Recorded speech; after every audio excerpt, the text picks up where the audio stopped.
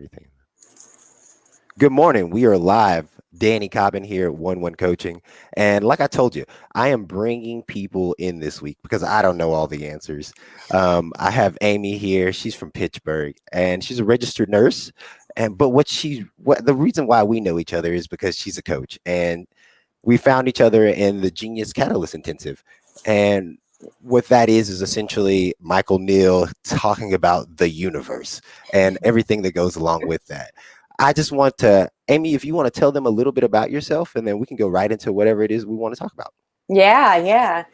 I'm a registered nurse. I have been for about 6 years. I've worked in all different types of areas of healthcare, the intensive care units. I've worked with oncology patients, so cancer patients in adults and in pediatrics, in clinical research. But before I was a nurse, I was a bartender. I worked at Walgreens. I worked at, auto parts stores. I worked at anything you could. I washed dogs for a while. I've literally kind of, I've babysat. Like I've literally done so many things in one lifetime. So That's the beauty of living life and just being in the moment, right? Is that we could go from being a bartender to a babysitter to a registered nurse. And all of those experiences really help us to better serve our clients, better serve the needs of those around us. Amy, if you would tell them a little bit about your coaching specifically and what it is that you like to focus on, if you will. Yeah. So I guess I'll give a little bit of a background on how I even discovered this for myself. That'd be great. Yeah. So I personally was going through. There's this saying, and I'm not sure if you've heard this before, Danny, but they're called Kenshu and Satori moments, right? It's in Japanese culture.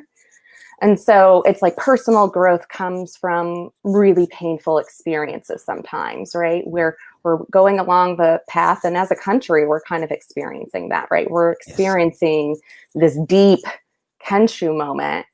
And emerges out of that is it's kind of like this new glorious phoenix, I guess, or something. And I was experiencing that in my own life. And it definitely, at this point, the things were inside. It was like an internal environment. Externally, I had all the check marks. I was like, I had the car, I got married. I had, my son was actually graduating and I was like high school and I was about ready to be like a single, like person again and like my own little way. Right. And I experienced a death of a friend.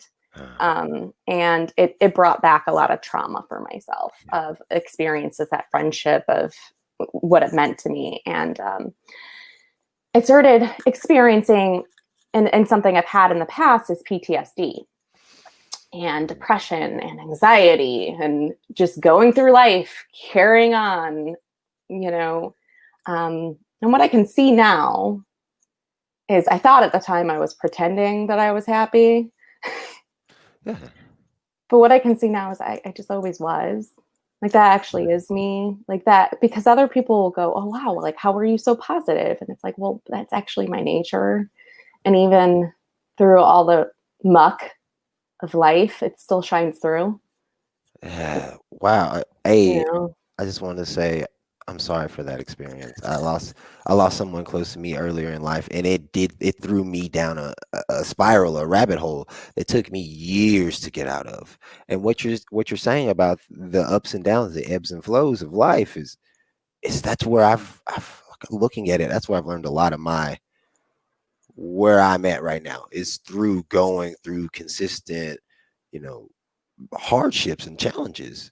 But what I love what you just said is, hey, I used to pretend or I used to think that I was this way. Like for instance, for me, it was I would be at work at UPS and I'd be angry. I'd be upset. And I was like, no, like I'd be outside of UPS, like, oh no, that anger ain't me. That's not who I am.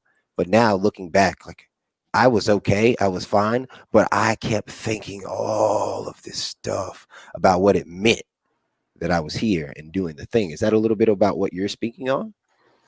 For sure. I mean, and this is something that fundamentally, like the coaching program that I've designed, my signature coaching program, is what I've done to get myself out of a seriously painful time in my life, and that self-realization, right?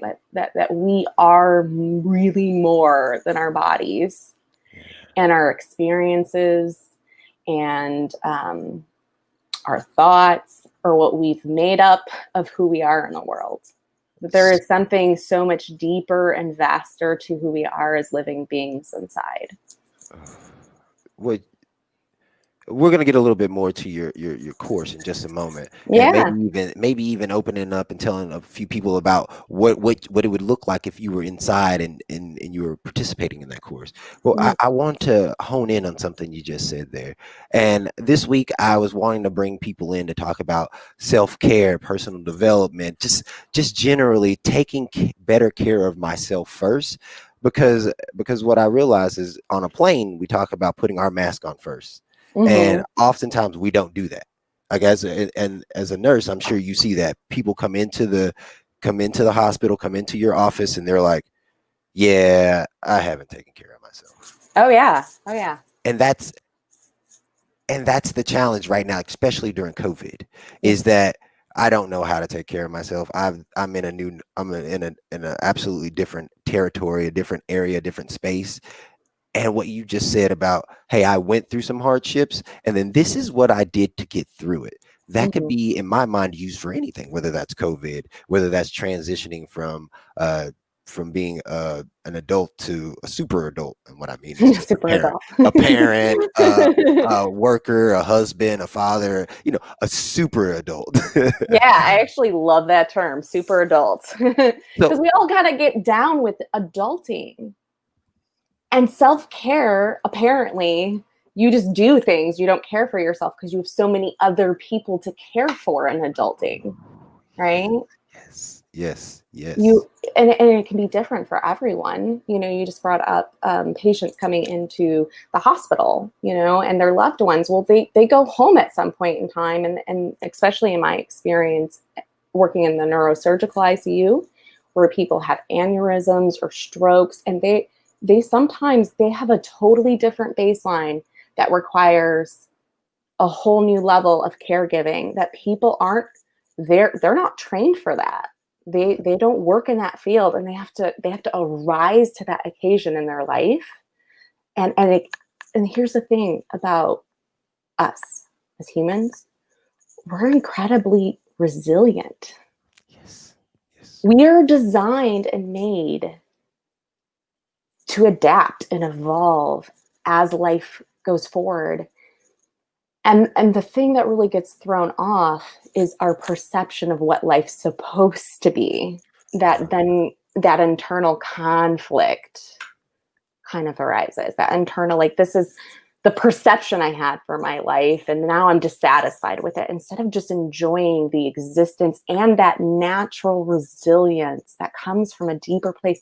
You don't even need to do anything for it because it's just built into your system. It's built in. You're built in to be resilient at whatever gets thrown your way. You gave us an example of, someone, a death very close to you happening, and you saw the resilience of yourself in that frame. Mm-hmm.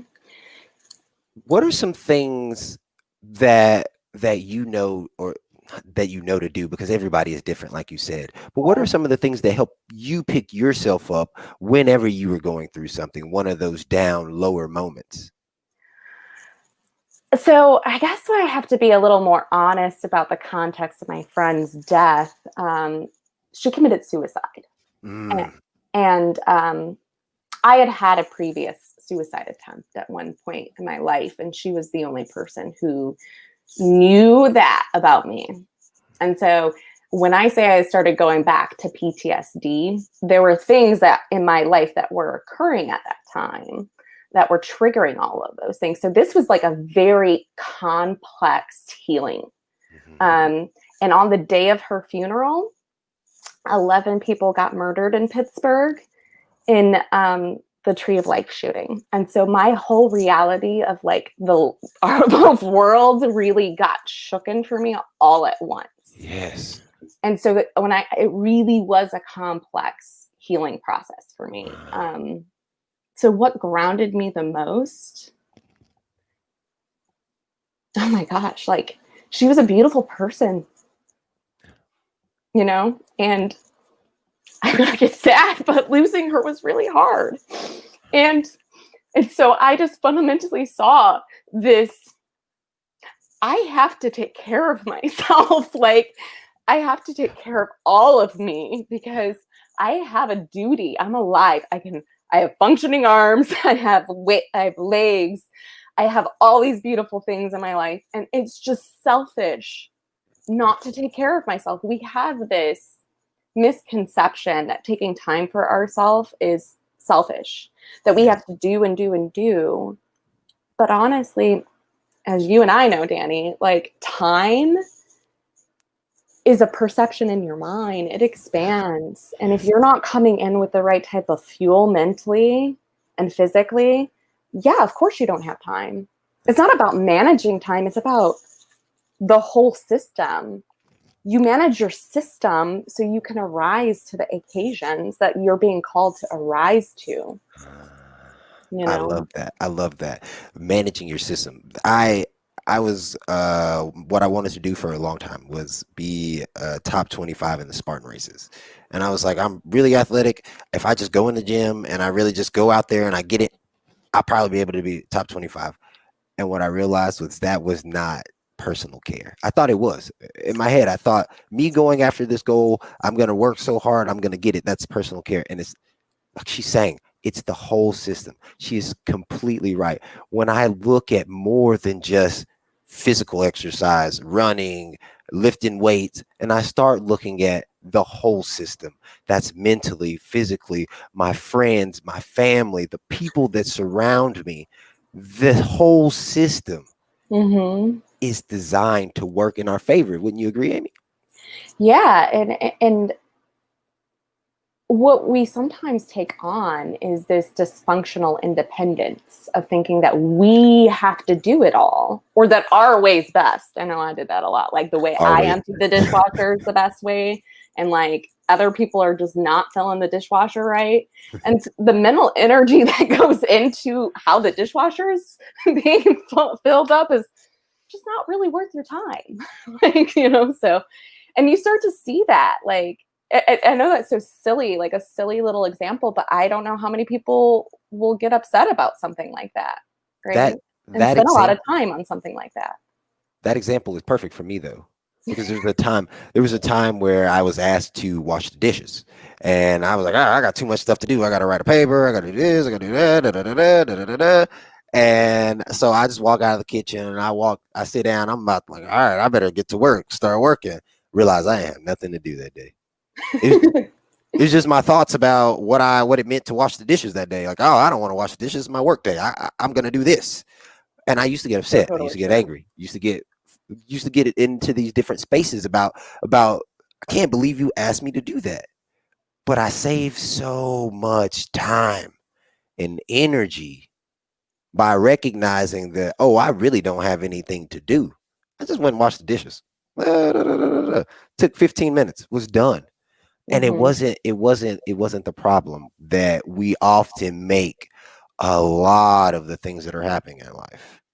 Like oftentimes it's like, hey, um, like this weekend, I was gonna revamp my whole YouTube channel. Yeah. And I was like, all right, well, this is what I'm gonna do. I'm gonna write down what it is that I'm wanting to talk about, how it is that it can benefit the customer or client. Why is it important for them to listen? I wrote down a whole like pages worth of stuff. Yeah. Yeah. And then I came to record the video and I didn't even talk about any of that stuff. Talk about UPS and driving. Like I wrote down about relationships and this and that. And then I step in front of the camera and something completely different comes out. And there's something really beautiful about that because it Yes. seems to me that that message probably needed to land on somebody. They needed to hear it, and we when we are trying to work it all out in the future, Like it doesn't even exist. It's honestly like the future doesn't even exist, Danny. It's just this moment. It's Hmm. this moment. And like the next moment doesn't exist until it comes. And then it's this moment. Like, It's beautiful. and that's just a construct of the way that and like planning for the future is very helpful because you get to make an appointment. Like we made an appointment together.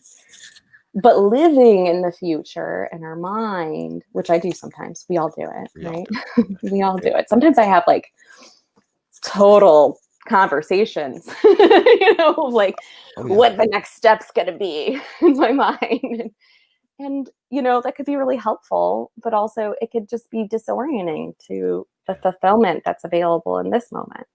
Yes. That's That simple fulfillment of that sunset or that moment with your family. And that's when we're saying like the wellness is the whole. It is your dreams, it is your aspirations, it is your family, it is those things. But who's the center of all of that? mm, mm, You're all of it. You are the center of that experience to bring forth all of that. And so what I've really come to see is like our energy that we bring um, is just so valuable. It's more valuable than money. I mean, you can't even make money if you don't have energy to go to work, right? So, or if you're not taking care of yourself and you're ending up sick a lot. And while obviously there are some illnesses that people have that are genetic or different diseases that we have or things that are obstacles, and this is something I work with my coaching clients on, is like, what are your excuses? Okay, identify them ahead of time so when they come up, like you've actually yes. seen and observed your own behaviors versus what is really showing up for you that is an obstacle.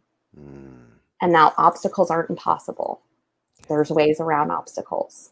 And so yes. it's not an immovable obstacle. And so many of us get into that self identity with certain things. You know, uh, like, I have a gluten allergy, so I can't do anything. I can't eat anywhere. And, that's not necessarily true, but you do have an obstacle. Yeah. You have an obstacle. There's a way to move around it. There's other things, and just accepting those parts of us, accepting that. Like it's frustrating to have a gluten allergy, but I can accept that about myself. And I can see all the wonderful foods I can eat you know, because there's still wonderful things out there. Yeah, what you're saying, Amy, reminds me a lot about how I communicate with my clients as well. Is are we listening to ourselves? Are we listening to those around us? Like I Mm-hmm. oftentimes talk about, are we listening to the people on the outside of us? Or are we listening to that person in our head? But what you're saying is when I listen to my body, that Mm-hmm. gluten allergy does something to my body when I eat gluten. Now, Mm-hmm. I can for sure go down that route and do that. Or I can listen to my body and give it what it actually needs and actually desires so that I can then go out in the world and do what is required from me as a super adult. If you if you guys are interested at all in living a better life, and that's just being more yourself, if you're interested in wellness, if you're interested in taking a walk down what would it look like to be on the other side of whatever that challenge is, whatever that issue is, whatever that is that you're facing. Amy is here. She is a coach. I actually linked her information below so you can go find her on Instagram. And for me, you guys, y'all know where to find me, Danny Cobbin. So if you like this kind of stuff, subscribe, like, comment.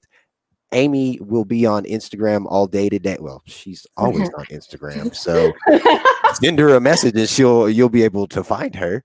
Yeah. I check it It's, frequently. I'm not always on yeah, yeah. it. Look, check in, check. So is there anything you would like to leave them with, Amy, before we hop off of here? Yeah.